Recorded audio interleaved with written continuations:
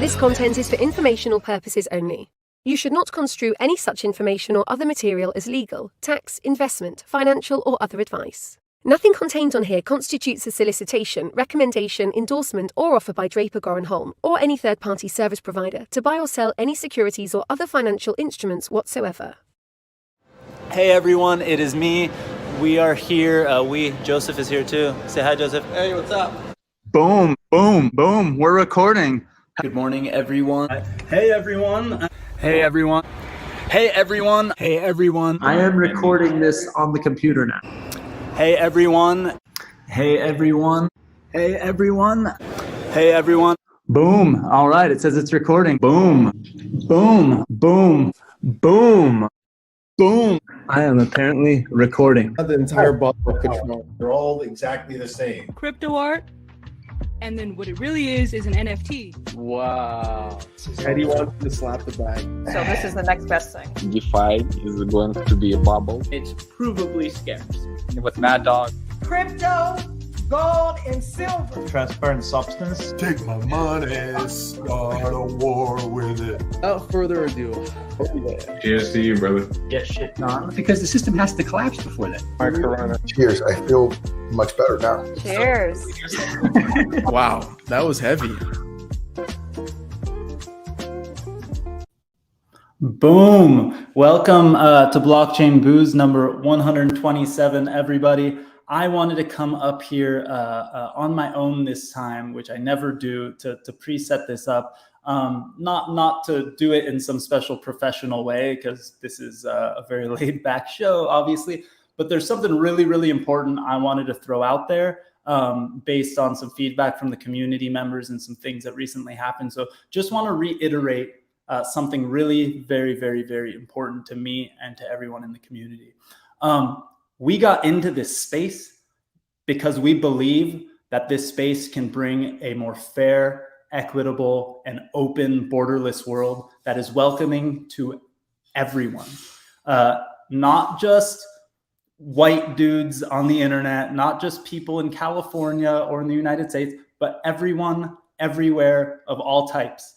And we will be militant about protecting our community and making sure that every single person who participates in Blockchain and Booze, or who wants to participate in Blockchain and Booze, will feel welcome. So I know we have like our terms of service and policies and our mission statement and all of that stuff, which is all wonderful. But I just want you guys to hear it from me that if anyone ever joins a stream, is not cool, is not treating people nicely, let us know, because we won't tolerate anyone who is being hateful or making you feel like you don't belong here, because we all belong here together. So I just wanted to throw that out there. A few of the community members will be joining us as moderators soon, so we can jump into the chat and feel like we have somebody has our back at all times. And that's one of the beauties. So I'm going to bring the crew on stage who's going to join us tonight, and we'll have some fun. But I just want to throw that out there first and foremost, because you know, it needs to be addressed every once in a while, apparently. And I just wanted everyone to feel that. This is going to be a really, really fun one. Blockchain Booze 127. I know it sort of feels like I started it off on a bummer, but I think that's really important.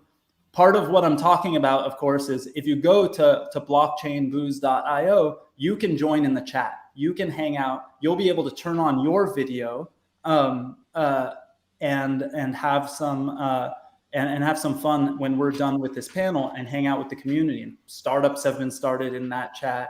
All sorts of fun projects and NFT communities have forged out of the 127 weeks we've been doing this. And so that's why it was important to throw that out there.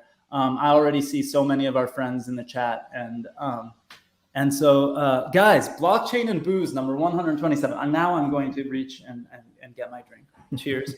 Welcome to the show. Jaydeep, it is your first time. We've got Jaydeep, we've got Greg, we've got Corey, but Jaydeep, this is your first time here on Blockchain Booze. So let's start with you. Give us your background. Tell us what you're working on. We're gonna talk a lot about Ethereum tonight. Where are you right now? Also, I'm Kigali in Rwanda. You cut out for a second. What? Say that again. I'm in Kigali in Rwanda. Wow. Amazing. Yeah. And in terms of what I'm working on, it's the cheap Chardonnay to start with. More broadly, Launchnodes enables our clients to become solo stakers. We provide all the Lego bricks and components for Ethereum staking so that our clients can become solo stakers themselves and reap both the maximum returns from Ethereum staking in a way where they own their staking infrastructure and architecture. But then I suppose more than that, we think that owning the node is going to be really important as a broader set of financial services and ecosystem emerge after the merge. That doesn't really sound very good, but that's what we think. So yeah, it's great to be here. That's awesome. Thank you for joining us. And what time is it for you, actually? It's late. I love it. We've had people on. I think there was one time when we had someone on exact opposite side of the world. I think Joseph did it once too, but it was like 5 p.m. for us, and it was like 5 a.m. for them, and it was it's not quite 5 a.m. It's like 2 a.m. here. But. Yeah. No, it's fun with the folks in Europe and folks around the world. And for some people joining, I know we have a pretty regular crew on the other side of the world that jokes and calls it blockchain and breakfast because they wake up and it's a pre-work hang session if you live in like Australia or out there. Nice. Greg, why don't you go next and remind everyone who you are and tell everyone about Rivet. All right. So my name's Greg, as you all heard. I am one of 3 founders at Rivet, and Rivet.cloud is something very familiar to many of us. We're a lot like your experiences you might have with an Infura or an Alchemy or something like that, except for what we do is way different, and how we do it's way different. We build our stuff, and we build it open source. It rolls out to the open source projects as we roll it out into production. Nothing gets held back. It's out there for everybody to use, and we're building towards a vision where ultimately this can become a marketplace where you can run our clusters, we can run our clusters, and they can all balance the cost of infrastructure across everybody who both consumes and produces. And it's sort of a long road of doing it the hard way but the right way, and that's kind of just how we feel about it. We're also, and I have to say this is super important, right? We're not following suit with Alchemy and Infura. We did not pre-censor Tornado Cash. We will not pre-censor Tornado Cash. We will not censor our endpoints. So for what it's worth, until we get it figured out and we can cheers to that centralized infrastructure, man, I'm perfectly happy to take like a SWAT team stock at the gut for it. So. Well, and to be clear, just to kind of double down, like you're talking about the open source parts of your project and stuff like that, but just simplify, to simplify your product, you provide infrastructure for people building on Ethereum, right? So like RPC absolutely. nodes for people who know what an RPC is, but essentially, if you're just a regular average user, somebody like me, every once in a while, you'll see like people will say MetaMask went down or MetaMask is broken. But you can go and change the node on MetaMask so it works. What you're changing is an RPC, right? That your connection to the Ethereum network. And Rivet provides those for people building applications so that it's according to them, and I tend to agree, but I am very conflicted, better than the others. So, okay. Well, and I wouldn't even say better than the others, but we hold ourselves a lot more accountable than the others, I think. And that's, I think, the really big key to it. You're more politically correct about it, and you're play nice and stuff. And I think though that's part of what's good about the community, right? I think everyone should play well together because we're the only one running these things that think we shouldn't exist too. Like everybody should be able to do this. Every project should be able to do it. It shouldn't be a hassle. Until we get there, we're going to be there. So yeah. Yeah, I understand. I'm with you. Corey, give your background and what you're working on. I know I kind of roped you into this hanging out with us today a few weeks before we were going to do another hang session. So Corey, maybe so this will be our informal intro, I guess. But yeah, Corey from Dolomite, we're building a decentralized margin trading platform on Ethereum, but our initial launch will be on top of Arbitrum, which is an Ethereum layer 2, essentially piggybacking off, Ethereum's layer 1. And our exchange, which is somewhat unique to the margin trading realm, is built entirely on chain, from the liquidity to the execution of all the trades to the liquidation mechanisms, and anything that doesn't necessarily run on chain, like keepers and things that will monitor positions and execute liquidations. We're running it through decentralized means like the Graph protocol and other means, so that ideally in the future, any one part of our tech stack can never go down, because there'll always be some other replacement that can pick up the pieces in case there's some kind of execution issue with our team running clients or nodes, or other people in the community that are participating in the network then. But as far as like the capabilities of our protocol is concerned, it's extremely powerful and flexible. It's a mixture of, like I said, being more margin trading oriented as an initial use case, but the base case for it is margin lending, which means you can just go open up loans like it's an Aave or compound money market protocol. So quite flexible with what's possible with it. It's open so people can build on top of it. Immutable, no upgradable contracts or anything like that. And happy to deep dive into it further as it's more pressing or relevant, but we're here to talk about staking today. Yeah. So going back to staking and then learning more about the merge, I will say that I'm admittedly not as educated, or feel maybe I am, but I don't feel like I know enough about what's going on with the merge. Exactly, because I know there's also multiple dates, like when the merge is happening, but when it actually goes live and different things like that. And I don't know enough about staking, and I feel like I should. So maybe Jaydeep, I would love, could you give us like a 101, like even if it's as basic as like, what does it mean to stake Ethereum? And then we could go into why it should be self-hosted versus, or solo. Yeah, for sure. I mean, I think the best place to start is what is a blockchain, which is a bizarre thing to even contemplate on a podcast like this. But I really hate the word blockchain because it fails what we call in England, at least, the Ronseal test. Right? It doesn't say what it does on the tin. And what a blockchain is it's a database that's shared, right? And so for the past 20 years, we've seen massive conglomerates monetize data. Data is the new oil. That's what everyone says. And so if you move to a concept of a shared database, the question becomes how do you economically incentivize the sharing? So now if Google or Facebook don't just have a copy of the database, all of us have to have a copy of the database. How do you enable that? And it's from that perspective I come as a software engineer. And when I first discovered Ethereum, I was extremely excited about this idea of one database, because we spend all our time building stuff out of the database to then talk to another thing that then goes back to another database.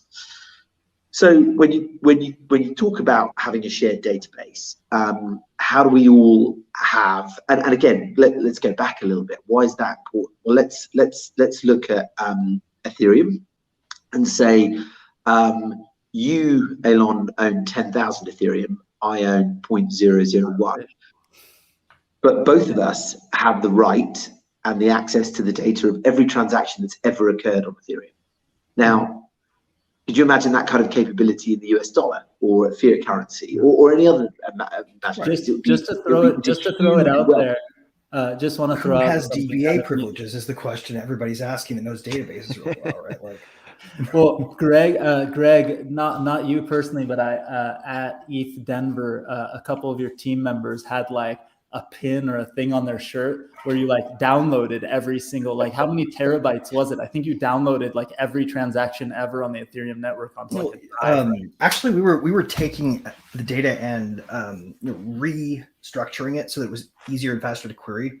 Just so happened the best way to do that was with a really big SQLite database, like a really big SQLite database. But I remember we had like a 10 point something terabyte, like a multi-terabyte database somewhere that was that like a I guess a different implementation almost of like an archival node. Actually, what it was is a log indexer that we originally created, like at the previous ETH Denver. I think it was our hack project one year. Just we wanted to have indexed logs, but we wanted it to be open source so that you didn't have to come off of Infura and find out, oh my God, they've been indexing this for me, and now I can't use logs like I used to. And so we wanted to have something that people could pick up and just like, yeah, okay, maybe we won't plug into a product. At that point, we didn't know, but we wanted this to be out there so that people didn't get rugged as soon as they got off of Infura and found out, oh my God, I need this too if I'm going to run the thing I used to run. Yeah. Otherwise, you're stuck with it, right? So Jaydeep saying the thing about the access to the whole database made me just totally ADD'd me. But I think you got to come back to some basic values before we get lost down a rabbit hole of merges, splurges, verges. Like what is the core value? And I think people like Greg talk about indexing, the pain of getting responsiveness that's sufficient for useful application from RPC nodes. I know that pain, but coming back to what is staking and what's the merge. So we need this shared database. Right now, the proof of work model means that for everyone to have a copy of the database, we throw loads of computing power at it, and your reward for throwing that computing power is that you get the opportunity to validate transactions. In a staking model, we say, actually, we're going to get rid of that heavy computing power. We're going to run software in the form of these nodes, and we're going to put capital to it. And you're going to get the opportunity, everyone has the opportunity to do this new type of work, which is updating everyone's copy of the database with valid transactions and securing the network, securing the database. And for doing that work, you're going to get a reward, you're going to earn money. So the use cases and the kind of participation we're after means that we want to talk about there being this new type of work to be done to allow this database to be shared, and on the back of that some really exciting stuff emerges, and that's sort of where I would sort of like to start framing staking is that it's about the economic incentives of allowing a viable shared database that is Ethereum. Right. It's going to become the fabric of the new global economy, which is what we think. And actually, in terms of the merge, what the merge is that from a technologist perspective and from science, and in a world that's got many dark storms in terms of inflation and global conflict, this is a moon landing. Like this is a beautiful. It's like a moon landing, but you have to build a new engine midway that we all own and test it for half the flight. Right. That's I love it. Where I was gonna go then is pre-merge today to be able to participate in that sort of validating the network and earning from the fees and doing things like that, you need massive amounts of hardware, right? And compute power. But tomorrow, not tomorrow, exactly tomorrow, but post-merge, it's a lot less hardware, just some more basic computing power, but you can, the more you stake, the more you put on the line, the more access you have, basically. Is that? Yeah, I mean, the way it works is that you move from an intensity of computing resources to an intensity of capital, right? So you stake using multiples of 32 Ethereum, and you run multiple nodes, and you earn effectively an interest rate on that 32 Ethereum.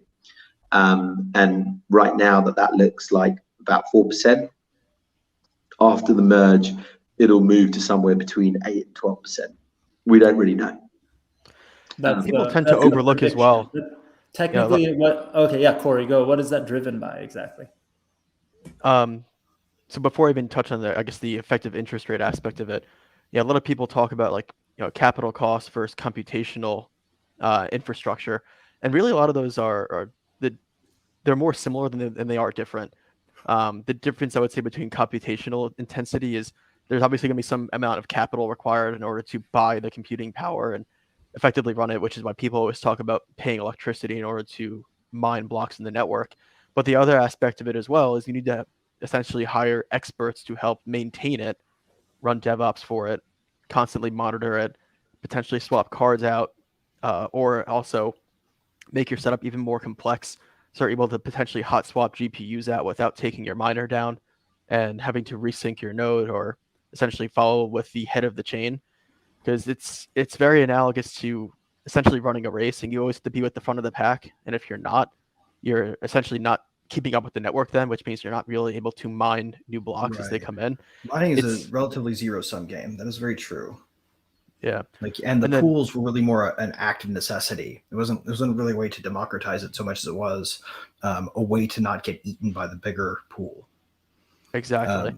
But there's also kind of, and we do to be because full disclosure, I'm super excited about this, and I love the work that the developers on ETHCore have done. They've done some amazing things, but we have to be completely fair. There's some unknowns in the economics of this, right? Like there are people right now who cannot tell their flip phone from their smart speaker from their HomePod, right? Like who have their kids set this stuff up, that do know how to write big checks and have the capacity to. Right? Like how many of these people are going to be able to buy power now, and how are we going to spot that and circumvent it with community? Because like that is the new game. The new game is not the dark forest of front running. It's the community game of making sure that if these people come in, that they come in with the right spirit. Yeah, I think that there's definitely aspects of that, as well as I think that it's important to not overlook the simplicity of people are just going to be downloading whatever the most popular client is and just running that, not looking too far into it. They don't want to be overly technical. They hear about slashing risk, which is I'm sure something we'll touch on in the future of this conversation, which from their perspective is potentially losing their capital investment. And all of a sudden they don't want to mess around with anything, and people become too afraid to even experiment then. So I see actually two very polarizing futures with it. One where you have these large checks come in and they don't want to experiment at all and instead follow the status quo because they're afraid of those slashing risks. Or you have the alternative of people don't care about it for whatever reason and decide to go gung-ho with experimentation, and it leads to potentially some forking of the community on a social consensus layer. Right. What Ed said something kind of interesting here. I'm not sure. I don't know. So he said something that I'd like to get your guys' take on. He said, but in a way, will staking kill the sort of DAO model because more capital invested basically means you'll have more control over the consensus? Oh no, the consensus is still going to do what it's going to do. Like you shouldn't notice what happens when this switches over at first, except for the block times get more consistent. Anything like that's a theory that I have about how fees might drop a little bit because people oftentimes panic bump their fee up a little bit just because it's that little bit of inconsistency that makes you feel like it's a slot machine. I mean, a little bit of superstition is all it takes to get people to pay more. Back in the day, like 2 years ago, when that's like 14 years ago in our industry, when fees were like, consistently somewhere between, let's say, like, I don't know, this might have been 3 or 4 years ago. I'm just my brain. I don't know when anything happened anymore. But like when fees were anywhere consistently between, $1 or $2 and like $5, I would almost always every time almost like double the fees when I was doing something that was like somewhat important, because I was just like, I need this to go through and I don't want one of these failed transactions or these things where it happens in 20 minutes. But then fees got so expensive that I stopped doing, I started getting much more precise about it and stuff like that. And now I don't really do it anymore, almost at all. Like I might bump it up a tiny bit, but I'm also not transacting as often, I think on purpose, because you learn to be more conscientious of how expensive, the gas fees had gotten over the last certain period of time. But so that is, and we got to be clear that this won't. That's what we should say, because a lot of people have this misconception of oh, the day after this happens, fees are going to go down, and not realizing that has nothing really to do with fees at all. It's going to do the right thing. It's going to be continuous, right? We got the most important, and this is something that as a technical person, I really want to stress, because it might not be so obvious to people what all these little merges are and all these little bits and pieces are that seem to be like delays or things going wrong. This is one of the most amazing executions of an upgrade of a really complex system that probably has ever been done in the history of software. Like what happened, if you can think about it like this, is first they parallel built a new engine inside of this car, or maybe a train is probably a better example because it could go in kind of a loop. Everybody's seen that one website. What is that website where you can see the Bitcoin and Ethereum blocks going through like the buses and cars and stuff like that with it lining up? Oh, that's a cool one. Built I forget the name of it. Engineered a better engine while the train was running, while it was pulling without slowing down, and then they tested it in parallel with each of these forks on all the test nets, testing. And they've been doing shadow forks too, like testing, all with the idea that it should feel continuous, like because that's exactly what markets like financial markets need. I can't stress how right Greg is, and how important the analysis of how we got to this point is different to anything that's been done before. Like, I talked about this being a moon landing event. It is, but there's no ground control, right? There's just a bunch of geezers with cups of tea who, without a boss, without some kind of fascist scrum master dictating, get my stories done. Where's my release? When are we going to prod? There's no. I mean, if you think about what companies spend to put everyone in the same room to make someone boss and get these features and functionalities released into production, in micro, in beta, let alone when you've got a $450 billion juggernaut moving at 300 miles an hour, which is what Ethereum is. And I think just the concept of building in this way, and with these decentralized teams, with agreement forming on what we're going to build, what's going to be the most useful thing. You talked earlier about being respectful in terms of this community, the kind of dark terribleness that you see when these forums could, what can emerge in a social context, set against what has emerged, which is just the highest quality of thought, the best use of the scientific method. It's for those of us who've got kids, it's a super hopeful message and model for how the world's going to build going forward. Right, because the CEO of Ethereum did not have to intervene at all. Yeah, because exactly. He doesn't exist. This is actually something that I hadn't thought about that angle, because it's so assumed in what we do now that there's no leader to the network. It's just everybody just doing their thing, and it works. But something I find really interesting, which I think would be useful to touch on, is like earlier on in my days in the crypto industry, I always wondered like how these actual hard forks would be executed, and like what does it look like? Is everyone like downloading the same client software and pressing restart at the same time? So I obviously over time I've come to learn how it actually rolls out. But something I think that would be helpful for the audience to better understand like how staking works and how this merge seamlessly happens is talking about what physically happens during that upgrade process. And I think understanding that it plays a part with the how interesting it really is.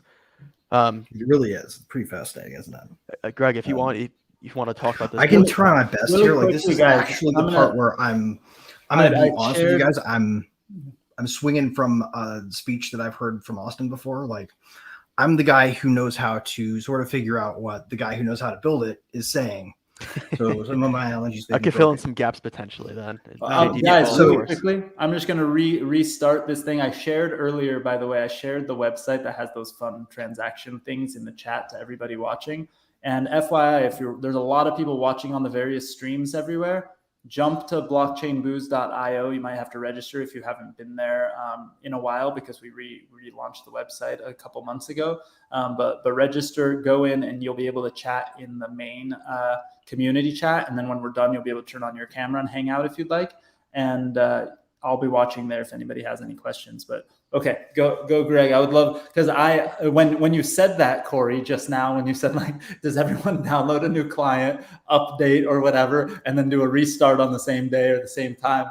Like, once you said that, I was like, wait, shit, I actually have no clue how that actually happens. Like, when does it actually go? Is there? Well, and it's really hard to figure out. Is Vitalik sitting there on, at a reset button? He's already like unplug the router and plug it back in. Unplug the router, wait 10 seconds, plug it back in. Yeah, and it's great because this question is really awesome. I get to answer this the way that every good person who started out as a BA gets to answer. It depends, right? Like, first off, you got to look at the project that's building the given client to see how they're going to handle the upgrade path, right? Because ultimately, the upgrade happens at the client level. Now, ETH2 is extra weird because we had the beacon chain. You sort of split the update in half and had one part of the network that, like I said, they built the engine while they were driving.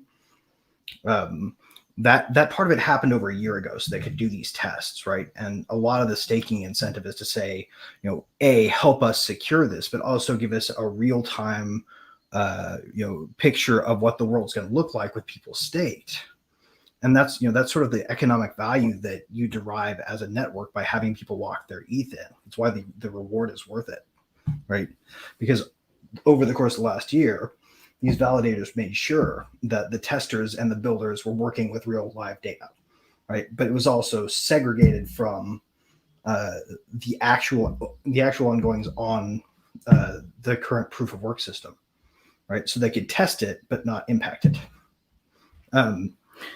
So when we do this, essentially, we have to have a client version installed. Like, if we did this at Rivet, we have a client version of whichever node operator or whichever node, missing the right word here, been kind of crazy day, project that we're trying to operate off of, right? So we use Geth. We're Geth based. Go Ethereum for people that aren't familiar with it. Right. So, and we're basically going to make sure that we have the right client version, that we've got it up and running in our environments, and we're not seeing issues with our own integrations. Any forks that we've made that are our own, we have to make sure that the merge of the code happened properly. We do our own bug testing as a team. That's what everybody who runs their own node would be having to do, depending on how many you're trying to run and how many projects and teams you're trying to support. That can be easy or hard, right? But ultimately, if you're set up and you're ready to rock, at the point at which, and we're using a different metric for when the chain flips over, right? It's different this time. And this is where my knowledge gets fuzzy. So if somebody wants to jump in and talk about the metric that we're actually using to trigger when the changeover happens. I think it's total difficulty. It's like that extremely. Yeah, it's total difficulty or something like that. Yeah.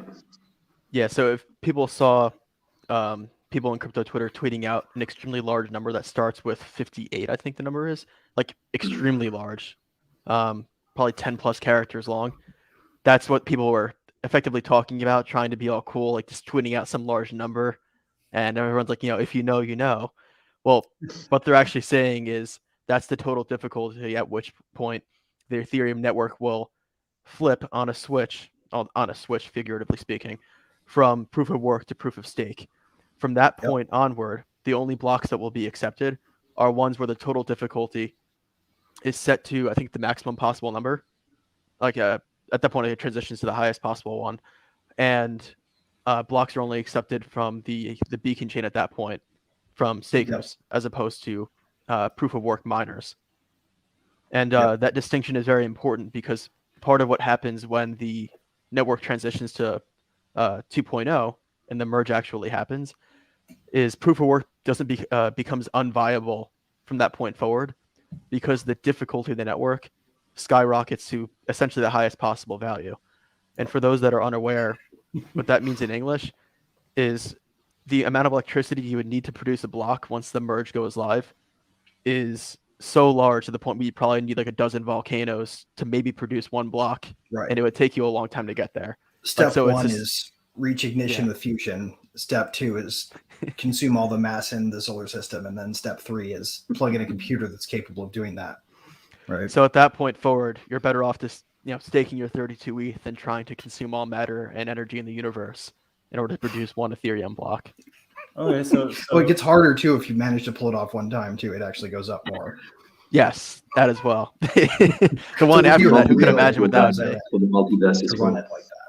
Yeah, I'm all sorts of weird ideas are flowing through my head of like combining Isaac Asimov short stories into something that somehow turns into what our future reality is like. Because how many suns will be consumed in the period of time it will take to keep the Ethereum network running into the future, and then somehow insert that. I don't know if anybody's as big of a nerd as I am for Isaac Asimov short stories, but then somehow it'll lead to the story, The Final Question, or The Last Question. I don't remember if it's called Final Question or Last Question, but read that if you haven't read it in a long time, or if you've never heard it, because it's like one of the best short stories of all times. Yeah. It's like a 15-minute read and it'll blow your mind. Especially knowing that it was written like at this point, like, I don't know, 80 years ago or something crazy like that. Well, that guy's brain is squarely ensconced in a future that we haven't arrived at yet. It's nuts. Exactly. Like, but I guess on like, a much more the key takeaway though from like all this like rabbit hole stuff that Greg and I were just talking about was there's preparation before the actual date that it goes live, which is in this case it's kind of like a rolling deadline of like September 13th to 15th ish, depending on when that difficulty is reached. But the point though is weeks beforehand, people have already updated their clients to the appropriate version number so that the client sees, okay, when this difficulty is reached, we switch over from proof of work to proof of stake. So the idea is it happens seamlessly at whatever the trigger point is. And that trigger point that I spent time talking about was that difficulty number that is arbitrarily reached by the network at some point in the future then. Sorry, Jaydeep, do you want to take it from there? Yeah, and what I was going to say is Greg finished his sort of synopsis, or you said it maybe. The only thing that I had to say real fast is check your provider's status page to make sure they've got the right version. If they're not saying it, they should be saying it. But if you're really worried, that's the one thing that you need to be sure of, is that if you're not running it yourself, that they've updated their systems. And because of the way that they use proxy, you can't rely on like they'll use different caching systems and things like that may make it so that the client version query is unreliable. So it might cause you to panic when in reality they're good to go because they've thought about it for a while. I think that's the really number one thing to drive home with this is like, this is probably the world's best, well thought out software update, maybe period. Yeah, no, and I think going to a much more, prosaic level from consuming all of the energy in the universe to start producing blocks post merge.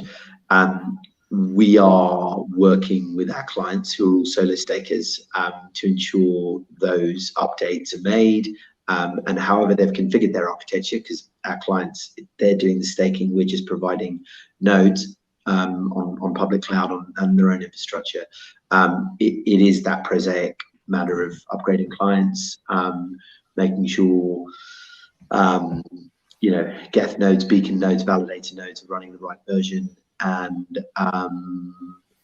getting ready for the merge party, making sure you've got enough Pringles and Greg or Corey, I don't remember, one of you guys sort of finished what you were saying by saying, at that point it flips the switch, or at least theoretically flips the switch, and now to validate a node, staking 32 ETH now becomes the most viable way to mine the next block, or however the right terminology is, right? So basically, if you're running a client version that can connect, it'll read from the right chain, and you'll be on proof of stake without anything happening that you have to do. You don't have to, please don't let anybody trick you into thinking that you have to do something with your ether to move it over. Or you have to give them your words or anything like that. It should happen like nothing happened. Exactly. If somebody tries to tell you you got to do something for this and that you're behind the times, and get up here, buddy, and give me your thing, I can help. Yeah. They're trying to hurt you. Yeah, guys. So thinking And about that means that that they're not your friend anymore. At least they shouldn't be. Wednesday the 14th, we probably should have a reunion of sorts and maybe bring any other folks. Maybe Greg, we should ask Austin or somebody. I don't know how crazy busy you guys might be. If anything, there's some hiccups. No, we're going to be watching this with everybody else. This is kind of like I think we should probably do another Ethereum focused blockchain and booze where everyone can ask questions, including me, and also like, okay, is this legit? What's the common scams going on right now? Let's all avoid this stuff. That might, because there will be a lot of things like that. Like, make sure your ETH is ready for the merge. Connect your wallet here. Don't miss out on the $1 billion airdrop. Click here.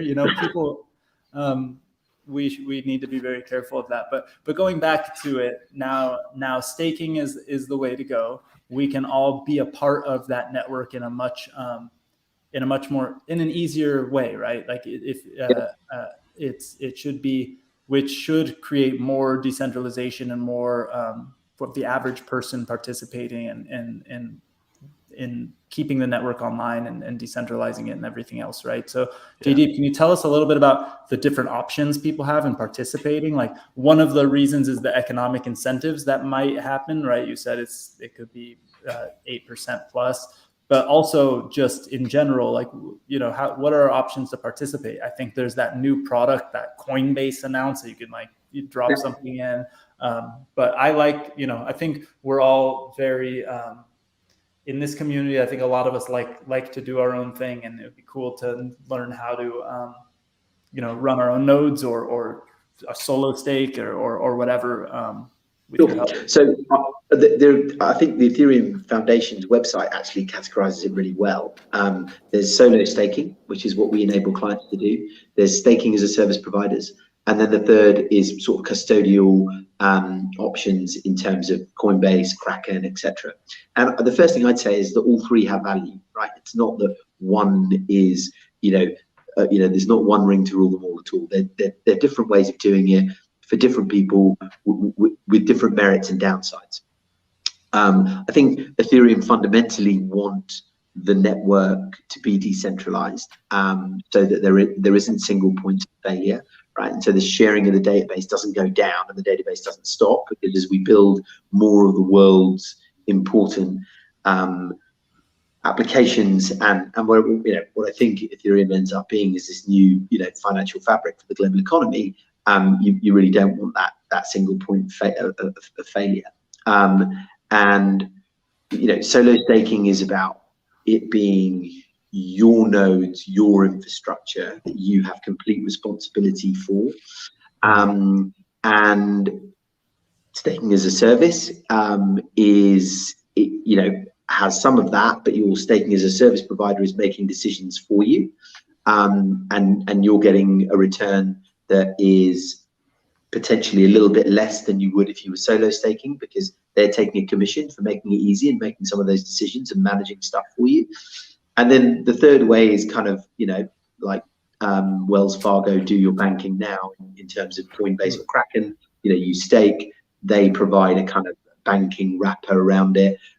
You get some upside and an interest rate, but it's complete black box. Right. And huge fraud risk, right? That's the biggest place where you see things fall over in downturns, right? We've seen it happen already this time around. Like, if it's going to fall over, there's a good chance that a custodian screwed it up that was not a software system.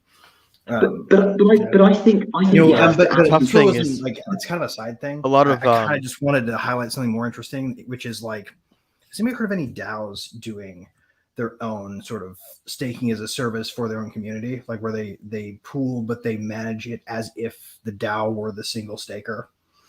So we're helping people do that. The closest thing to that I would say is Rocket Pool, but I haven't really seen anything quite like you're describing so far.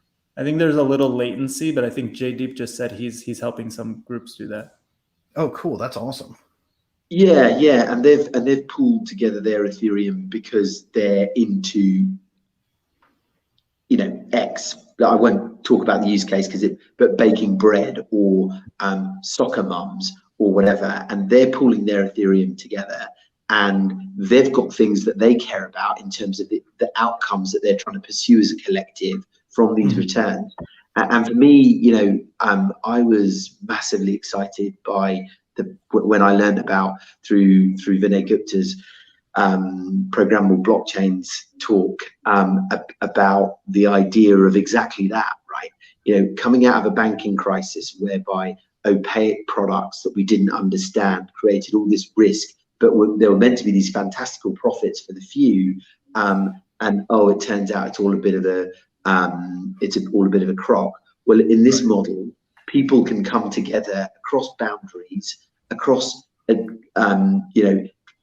interests that they have, Baker's Guild, and particularly if you look at European banking, way after 2008, 2009, you had small, small Italian businesses banking locally, and their banks running off with their money, and in a model whereby actually an interest rate is being generated through this transparent activity of updating everyone's copy of the database, and that's how you're earning your money. Well, then no one needs to worry about where the money's coming from or what investment decisions are being made or what the risk model is.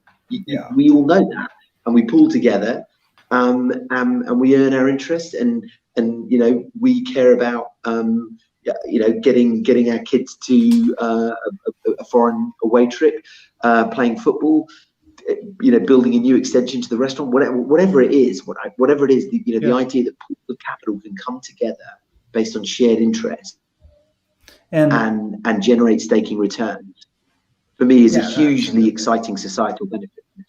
It's huge in the sense too that it finally gets around this silly argument that we have to have every time crypto comes up anywhere in the mainstream. It's like a huge barrier to adoption, not necessarily because one side is right or the other side is right, but we can set that aside and still see that whoever's right, it's clearly dividing us. We can set aside that they're wrong. Talk about it past that, right? We can finally have a conversation that doesn't end with "you're killing the earth, you bastards."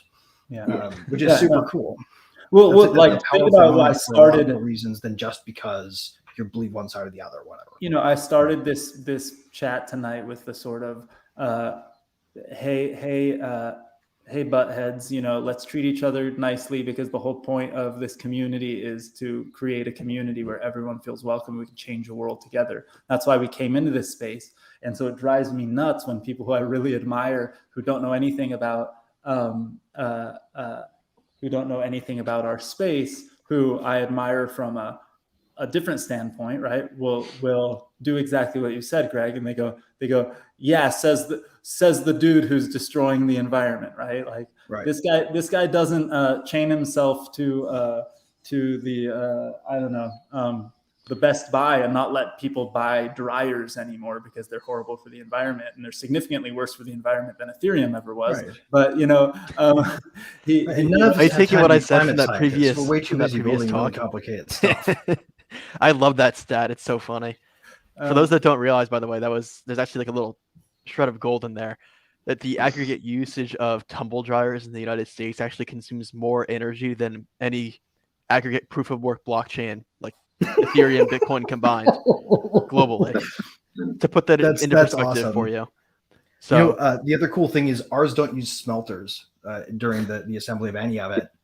Exactly. There's no strip mining. We don't have to dive down that rabbit hole, although it just offends me, right? Like, think about, like, we're doing something for a living that we believe is going to change the world from so many different perspectives, right? And then somebody basically completely misinforms, basically punches you and calls you an asshole, and you're like, what? They take it. It's a cheap shot. Like they're punching below the belt.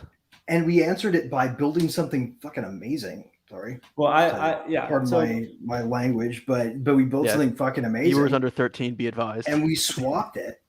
Well, it was running, and nothing hiccuped. Knock on wood.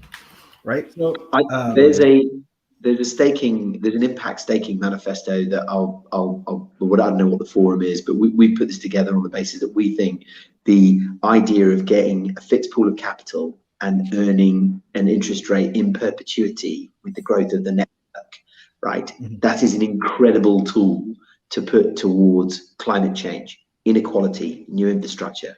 And we've got a use case that we're using our nodes to provide neonatal care for refugee camps through Save the Children. That's sort of publicly available information. But we're also doing work with the UN to use staking rewards to drive social impact, and I think that we're right on the cusp of seeing what that can do and be, because again, the idea here is you're not giving your money away and waving goodbye and saying, oh, I hope this works. You're pointing your staking returns for a period of time at something you care about. And our belief is that what you care about and the outcomes, the positive outcomes you're trying to drive, should be automated and data driven. Obviously, that's the lifeblood of how we live, and then you can see what's working and assume failure, assume stuff's not going to work. But because you produce data around it, and again, that data is in this shared database that we can all see, there's gold for everyone. So staking is not simply a financial outcome for crypto bros at all. It is a huge. I've always thought about this as a system to organize information. Money is a first great use case, and financial instruments are a first great use case. But ultimately, there are lots of kinds of instruments, and some of them are nothing anybody's even started thinking about yet. They're literally things that we couldn't afford to think about. We haven't started on yet. So can we? I know this is we're like foundation update, and then the sky's the limit. We're going to have to wrap up pretty soon, but before we do that, I think along that same note, I had kind of two separate thoughts, but Timed had a good comment about and you're talking, Greg, about it, so many more use cases. What about scalability here? Does anything with the merge affect scalability, or is that a separate sort of layer 2 conversation? It's tempting to throw rocks at this because it's easy to snark about it, because no, this is not the update that does that. But yes, because anytime you're going to start making major improvements to a system that increase its scale, it better be stable, right? If it's not stable and you scale it up, you're going to have a very scalable fireball every time you rebuild it from scratch, which is very expensive if you blow it up, right? I think this thing has to be stable first. This is a foundation we can scale off of. That's what this is. I think this something is worth an incremental update that did a minimum viable change. That's the crazy part about this. This is a minimum viable change. Yeah. That's what's nuts. The update after this is going to come from all the people whose minds are freed from this minimum viable change. I think that's mind blowing. I think Greg had touched on earlier with talking about how the merge is not supposed to be a scalability introduction to lower fees for Ethereum, although you might see some small thing. And then Alon talked about the transaction times, the mining on the network. One of the big transitions when the merge goes live, aside from the consensus mechanism changing, is we move from one improved cryptographically intense puzzle being solved, which is proof of work. That's when a block gets introduced. We're switching from that to a slot time, and the slot time dictates when a new block is introduced into the network then and accepted. And there's a very strong distinction between the two, because when it comes to solving a puzzle, no one can exactly time when a puzzle is going to be solved, because that's what a puzzle is. You just have to guess. You have to keep guessing. And so that's where this difficulty thing that people talk about and that we were talking about earlier on in the call comes into play, because the difficulty of the puzzle can somewhat predict within some time frame how long it'll take until the next block gets introduced. And by the time the actual merge will occur, block times will be increasing until that date, because difficulty will be ramping up. Exactly. And there's actually kind of a similar mechanism to the ETC mess thing we were talking about before the call started, really, when you think about it. It's a way to structure in time an event. But the important thing to remember was that, how does this relate to the actual scalability of the network? That's the important thing, is when we think about slot times now, of every 12 seconds a block will be introduced, instead of hey, roughly every 13 seconds a block gets introduced, but sometimes it's 15 seconds, sometimes it's 10, sometimes it could be 20. It really does vary. Having a more strict 12 seconds, plus or minus a little bit because of global network latency, but now the fact that we're running on a 12-second slot time is extremely important, because now we have reliability of when blocks will be introduced. It's like trying to write an orchestra when your drummer can't keep time before, really. Now we've got a pretty good metronome.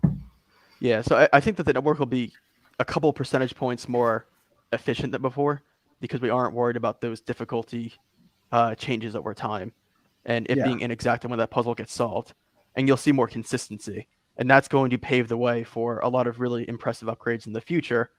One of which that's coming right after the merge that people talked about, aside from staking withdrawals, is stake sharding, which plays into Ethereum layer 2 is getting 10 to 100x even cheaper than where they are right now, which will make them on par with alt layer 1s at that point, while still having the same security guarantees of Ethereum. So point being that the future really is bright for all these things being worked on.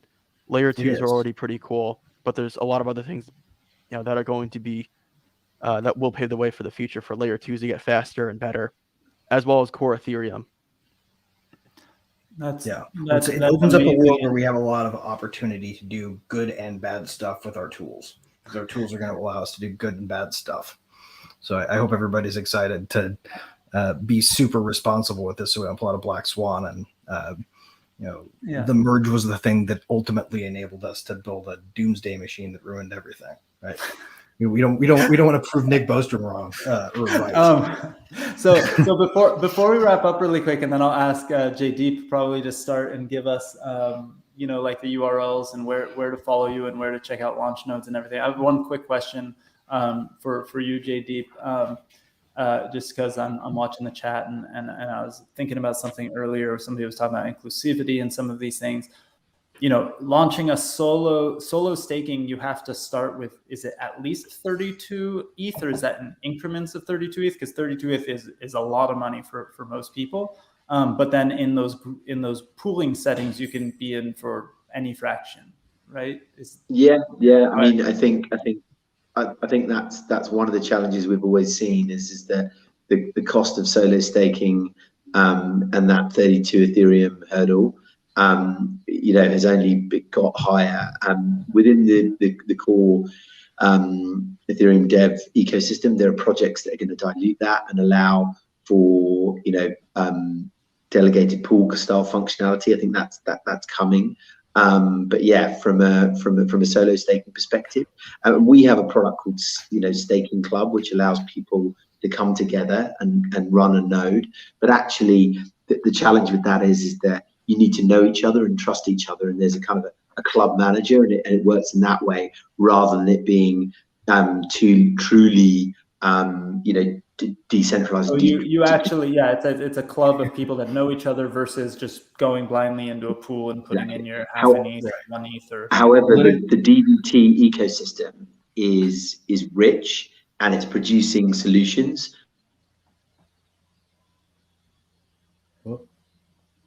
He froze.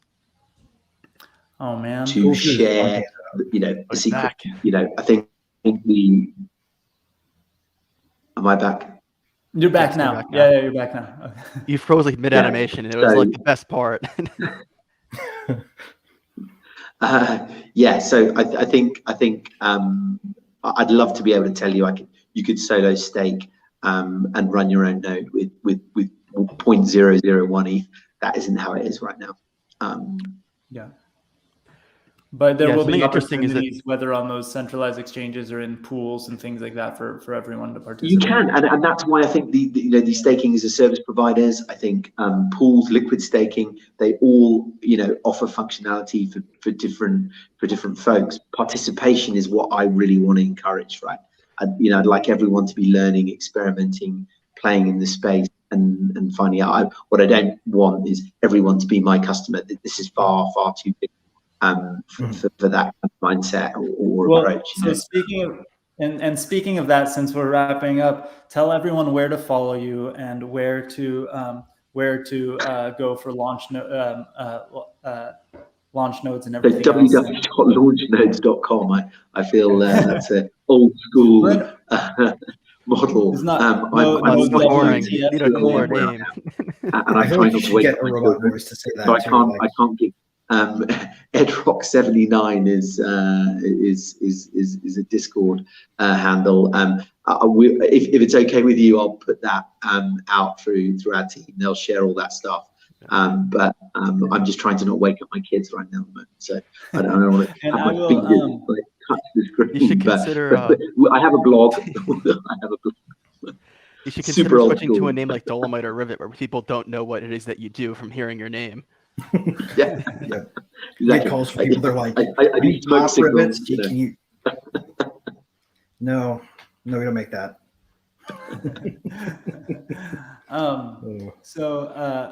So Alon, I just shared a link with you. Also, I don't have the ability to share like a comment in the chat from here, so if you want to just put it in there, it's a guide to solo staking, and it breaks down some of the concepts that Jaydeep was talking about. It's what Jaydeep talked about earlier on the Ethereum.org website, where they talk about solo staking. So that's what Jaydeep was talking about, and I shared that in the in the group chat with the community just now. So launchnodes.com, Jaydeep, Greg, where to follow you, and Rivet's Rivet.cloud, right? Yeah, you can go to rivet.cloud to find us. You can go to well, I can't actually run off the GitHub, but if you scroll to the bottom, you can see all of the icons, and you can click the link for our GitHub, and you can get all of the code that we're running and see it and run it yourself. We'll help you set it up, even if you want to, because we want to see people learning how to do this for themselves. The other place that you can reach me is on Twitter for the most part, or any social platform where you see somebody named @DesignHeretic. You can also usually search megatexas.eth and it'll link to me. And also tomorrow on basically about 10:30, I think 10:30 to 11, I'll be on another live stream with World Blockchain Roundtable. The guys over at Dragon Chain put this on with Den.social, and we do that stream once a week. It's a blast. If you guys anybody wants to join us, we typically range long form, and it's a tinfoil hat friendly forum. Do you allow dudes into the stream that will just confusingly ask questions over and over again? Oh, it's zany. It's actually kind of an anything goes roundtable. Love it. All really nice Corey, people, and it's fun. So. Corey, I know we brought you on a few weeks earlier because we'll be talking about Dolomite again soon. But where to follow you for now? And I know Dolomite's website is up, but the product isn't there yet, right? Yeah, it's just more of a shell of a landing page saying, "Hey, coming soon." But you could find us on Dolomite.io. Social for the company is Dolomite_IO on Twitter, and my Twitter handle is Corey Caplan3, first and last name that you see here, followed by the number 3. And yeah, there'll be a lot more information coming out soon about us and the product for people to hear about us, and otherwise just stay tuned to our socials for more information as that becomes more apparent. Sounds like a really amazing thing. If there's anything we can do to help you, just let us know. Absolutely. Alon's already figuring out ways behind the scenes of like how we can plug in and do things, even though I'm already aware of it. But he's like, "Hey, what if we do this thing?" I'm like, "Yeah, we're thinking of doing that also." Jaydeep and I didn't have a private call quite yet, other than the 5-10 minutes before this. But when we do, I'm sure a big part of it will be like, what are you guys using? Why aren't you using Rivet? Put them in a headlock and make the introduction, because that's just a part of my. We don't want to be centralized either, but we're probably the tiniest one out there, so you can probably do that for a while. Sure, no. I think balance some things out. But also, like, from a broader standpoint, anybody listening to this that is wondering what's going to happen after the merge, is kind of up to you, right? It's really kind of up to you.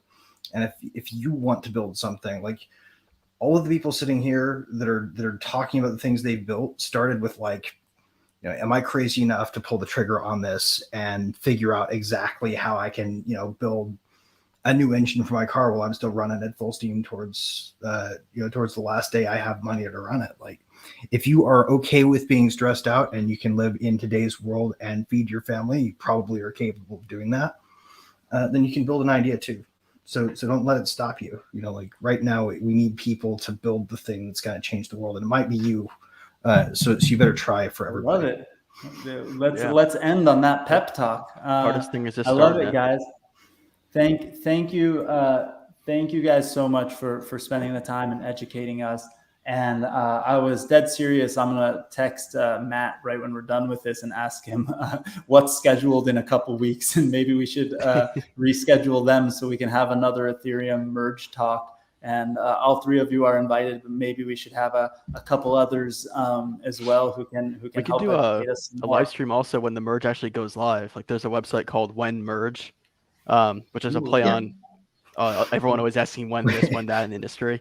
It's WEN merge, not WHEN for those that are wondering. They actually show past live streams of the merge occurring for other test networks and the shadow forks. So we could do our own version of that when it goes live, which will be that fun. would be cool. We'll have to, because I mean, I technically we go live randomly onto my Twitter account and stuff like that, not necessarily just on the Wednesday nights. Right now it says 13 days, 17 hours. If this is somewhat correct, it will be the Wednesday night that we were talking about. So that's pretty perfect. So we need to do this again. It's a fun occasion. And Coop is here. I see him in the chat now, sharing some boring stones. So let me say one last time for everyone who joined us maybe in the second half.